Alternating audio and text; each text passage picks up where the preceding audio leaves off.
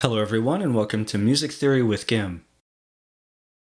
In this installment, we're going to continue our education of the Augmented 6th technique by covering what is referred to as the French Augmented 6th chord. This will include the construction and a few general guidelines regarding voice leading. The French chord, like the German chord, adds a single tone to the Italian chord.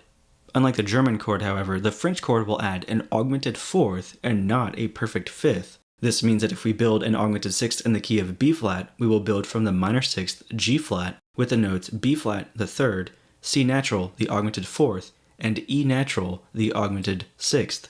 Regarding the scale degrees used relating to a tonality, the French Augmented 6th chord uses the minor sixth scale degree as its bass tone, the perfect first scale degree as its third, the major second scale degree as its augmented fourth, and the augmented fourth scale degree as its augmented sixth.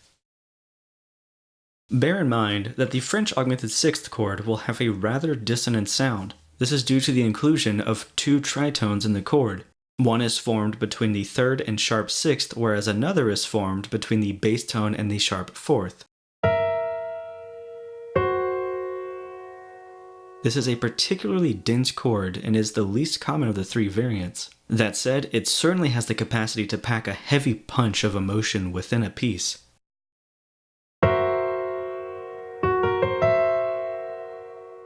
In terms of voice leading, the French chord is quite simple. This is because we no longer have to worry about parallel fifths due to the augmented fourth actually being the fifth of the forthcoming 5 chord. And since this means we can use oblique motion, we don't have to worry about breaking any sort of voice leading guidelines. All we must do is resolve the rest of the tones as normal so that we might form a complete 5 triad. However, you may also choose to delay the resolution by creating a 4-3 suspension by retaining the third of the French chord.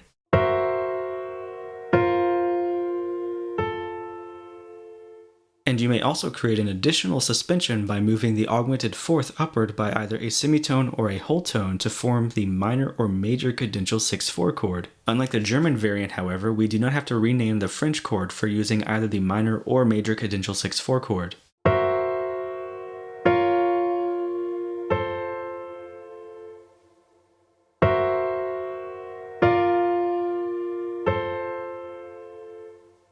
There is little else to discuss, at least regarding the basics of this variant.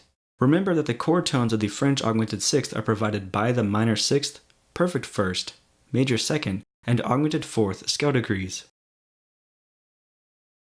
Regarding voice leading, oblique motion may be applied to the augmented fourth of the French chord since it will become the fifth of the 5 chord. All other tones may resolve as usual. Should you happen to have any questions regarding this content, feel free to leave a comment below. In the next episode, we're going to talk about how we can view these 3 variants as a single entity. And we're also going to talk about a theory that I've never heard anyone else talk about, and this has to do with where the chords can be found in a scale. And once we do this, we can also talk about other Augmented 6th chord variants that we, again, don't discuss. Until then, however, thank you for watching another episode of Music Theory with GUIM.